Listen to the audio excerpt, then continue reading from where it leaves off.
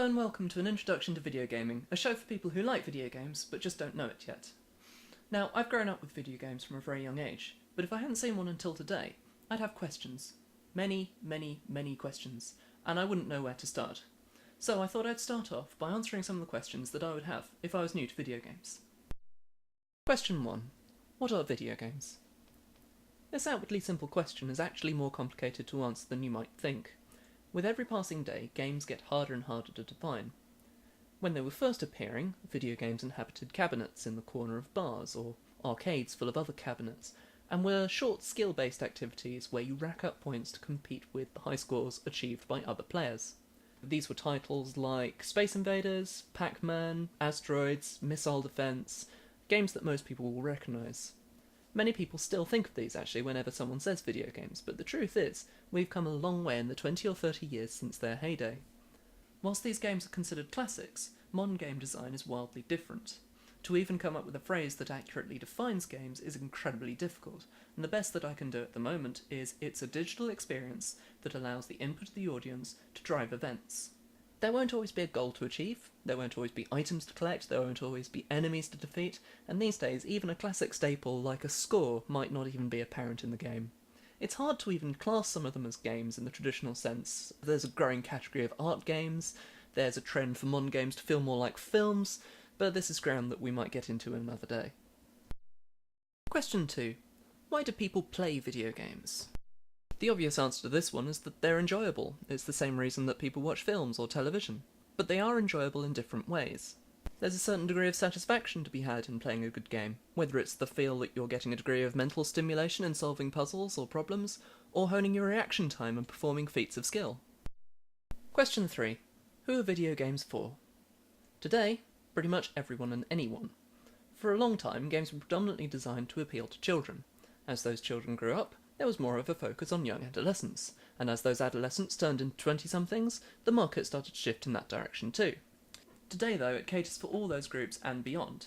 Games were never really just for children, but today more than ever there really is something for everyone.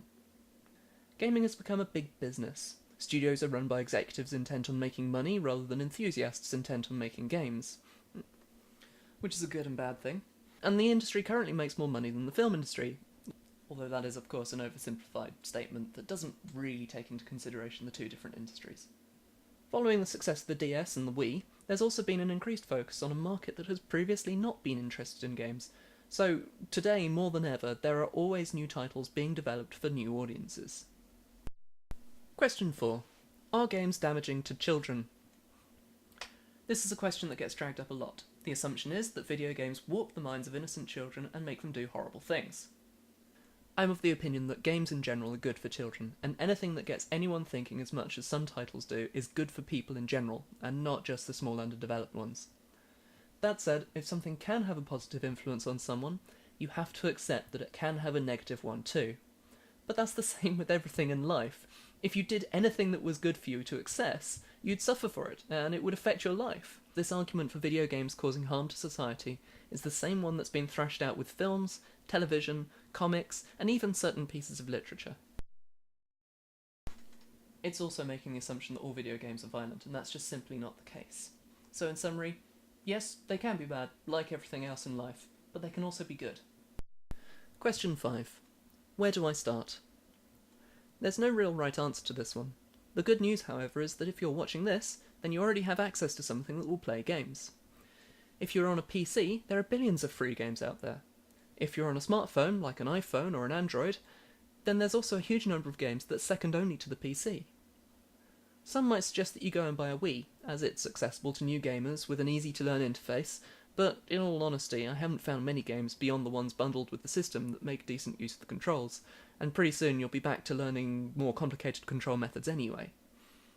There are also other consoles like the PlayStation 3 or the Xbox 360, and there's also handhelds like the PSP or the DS. If you're just getting into games, I wouldn't recommend going out and grabbing one of these straight away, but at the same time it's not the worst thing you could do. Ask 5 gamers which one's the best though, and you'll probably get 6 different answers. The real answer is that between the PlayStation 3 and the Xbox 360, there's not much difference. If you're on the PC, there are billions of free Flash games all over the internet. You could try somewhere like Newgrounds or Congregate, both of which have a very wide variety of games and are two of the bigger sites. I tend to look at redtowergames.com. It's one of the smaller ones and it's run by one of my friends, but they have a very wide selection that changes quite frequently, and I can normally find something that will take my interest for a few minutes. If you're feeling a bit more adventurous, I would recommend Portal to first-time gamers. Although it's got a complicated control scheme to get your head around, if you're not used to it, the designers let you ease into it slowly and don't hurry you along until you get the hang of it a little more. It's also got some of the best writing in any game to date and has some incredibly satisfying puzzles. Fantastic. You remain resolute and resourceful in an atmosphere of extreme pessimism. The great thing is, if you find something you don't like, you can just put it down and look for something else. Even people who have played games their whole life will tell you that there are certain types of game that they just hate. I can't stress enough that there is something for everyone out there. If you don't like video games, chances are it's because you just haven't found the right one yet. Hopefully this might have helped some of you out there. If you've got a specific question, feel free to drop me a comment. My name's David Hing, and you have been watching An Introduction to Video Games.